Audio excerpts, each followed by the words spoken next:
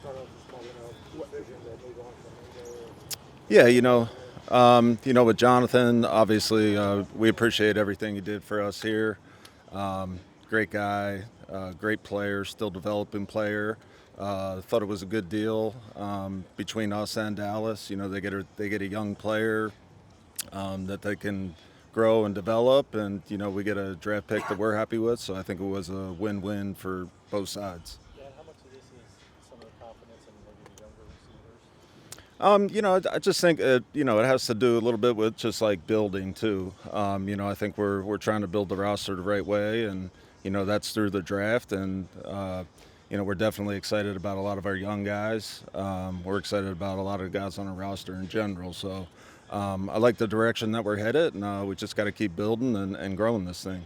What did you get calls on Bryce, and what did you tell teams? Teams call and they poke around, and not just about any specific players. It's just players on your roster, and they're real general conversations, and I'll kind of leave those conversations for another day.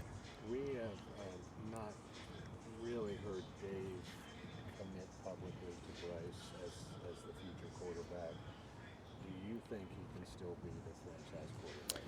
Yeah, I think every week, we're assessing Bryce. We're just seeing, taking it day by day, really, just seeing him grow, seeing him develop, be under coach and work with him, learn under Andy. I think we do see him growing every day. We're excited to work with him and keep working with him in the future. And at the end of the day, we'll have those conversations once the season ends, and we'll see where we're at.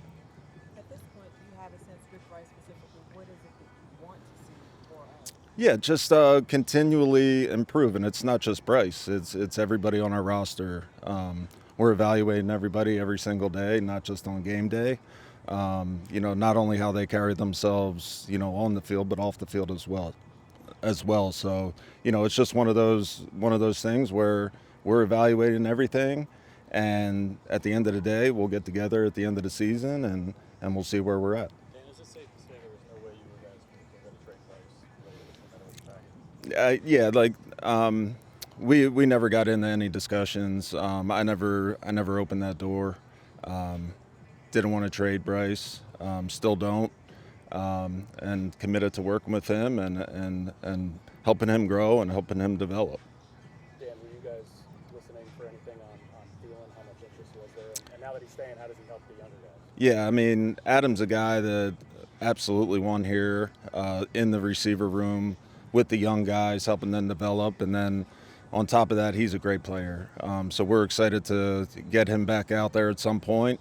When that'll be, I'm not sure, but we're definitely excited to have Adam around, and hopefully he's here for years to come. You finished that receiver room. Can you talk a little bit about the Deontay Johnson trade? Give us some insight on that and how that went down. Yeah, obviously I'll keep, those conversations private, that myself, Coach Canales have and Brand have. But we thought at the end of the day that it was best for the team and best for Deontay that we both part ways and get the compensation there that we got. So at the end of the day, I just thought it was best for both sides to do that. Was there something that hurt your leverage with him? Obviously, you got more for Mingo than. Yeah, I mean, it's a good question, but there's obviously, I think both sides, we just kind of, he wanted to change the scenery, and we wanted to do things on our end as well, and I think at the end of the day, it's just best for both sides, just to kind of part ways. Are you activating Brooks for the 53-man roster? I think Coach is going to cover that after practice. You Yeah. talked about building the roster the right way. How encouraging has it been to see the draft picks, especially some of the deeper draft picks, Yeah. perform well so far? Yeah, it's it's been fun, obviously, watching those young guys grow and develop, and in terms of having those guys out on the field, you see them improving every single week, every single day out here. The coaches are doing a great job helping those guys develop and grow, and they still have a ways to go, but we're definitely excited at the direction that it's headed. And then in building that roster, how important is it to hit on some guys, some day three guys, some undrafted guys? Like it looks like you might have. The goal, every draft is to hit on all the prospects. It doesn't matter what round it is. You hope to pinpoint players that fit your team schematically and also fit your culture. And we're going to continue to do that. We're going to continue to pinpoint guys and work our butts off to kind of build this roster and make them one of the best in the NFL. I know you said that you didn't seriously consider trade offers for Bryce. Why not commit to him long term? Yeah, those are obviously discussions between Dave and myself and Brant, just kind of talking through the direction that we want to go. And, hey, we're looking for him to grow and develop every week, get better every single week. And Dave has a plan for him. Dave has a plan for all the guys on this roster. So he's doing a really good job with him. And Bryce is balled in, and he's committed to being the best that he can be. So we'll see where it goes. Dan, talking about Miles Sanders, obviously with Jonathan Brooks getting healthy, that's going to make the running back room a little bit more competitive. Yeah. What's the future of him in Carolina? Yeah, I mean, listen, in this league, it's a long season, and you need a lot of backs. Guys get hurt, guys get injured. I think we're lucky in that sense that we have, 4 really good backs, if you include Raheem Blackshear, that we're really excited about, and we're still excited about Miles. Did you take any calls from Miles? Did you get him? I'm going to leave those conversations, between me and Miles, but we're happy to have Miles here. And we're now at the midway point of the season, 9 weeks in. How would you just assess the job that Dave has done in his first season as a head coach? He's done a really good job, but I think like all of us, we're growing every single day. We're growing together every single day. We're growing as a team. We're growing as a building and trying to shape that culture the way that we want to get it here. And, things are going every single day. Things are improving every single day. So not just excited about Coach Canales, but just the future of the franchise. Dan, how do you feel about the draft capital you have now after the last week or so? Would you like to possibly add even more? Yeah, I'd love to have as many picks as possible. Obviously, to get a 4th rounder yesterday, really happy about that. And, to have as many picks as we do, especially as early as we do, it's exciting. But, we got to put the work in. We got to make sure that we pinpoint the right players and draft those players. Dan, it was your first run running the show as the GM of the trade deadline. How would you say it went operationally for you guys? What were some of those conversations like amongst Dave and Brant as you guys tried to construct this roster, not only for now but for the future? Yeah, it's good. I think it's really good communication, not just between us 3, but just throughout the building. I think everybody's on the same page about what we want, the direction that we want to go. And again, we're excited about that direction and feel like we're taking steps to get better every single day. And you've got a couple guys on expiring contracts who are playing well. Yeah. What would you consider doing anything sooner than later with Chuba and JC? Yeah, obviously, we have guys that are coming up, and me and Brant, we sit together every single day and talk about the roster, and we have a plan. Not going to divulge that plan right now, but we're definitely working towards some stuff right now that we're excited about. And then also, if I could follow up, if you guys continue to lose, would you, and I know Dave makes football decisions, but you weigh in, would you kind of lean on him to start looking at some younger guys and turn it into a bit of a development thing with Bryce and others?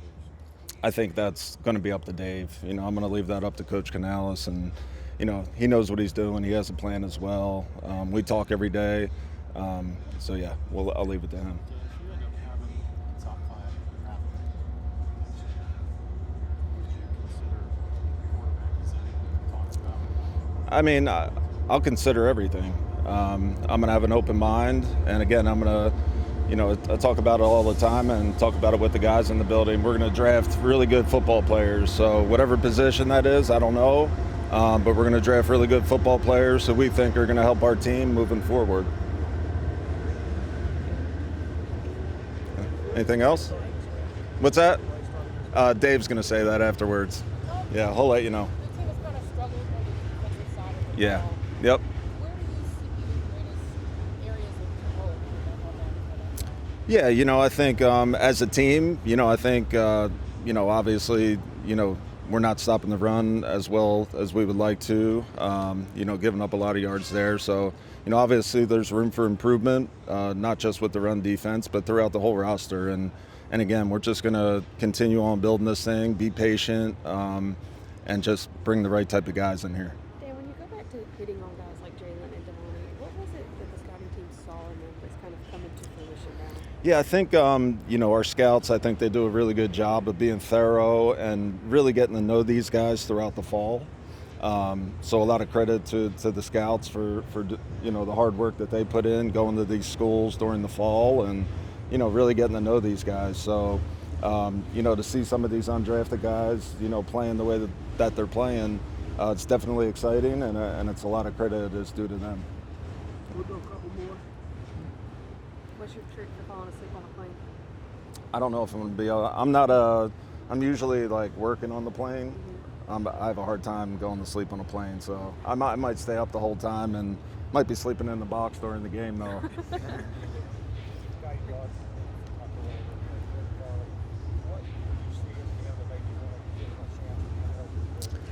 Yeah, so we worked him out.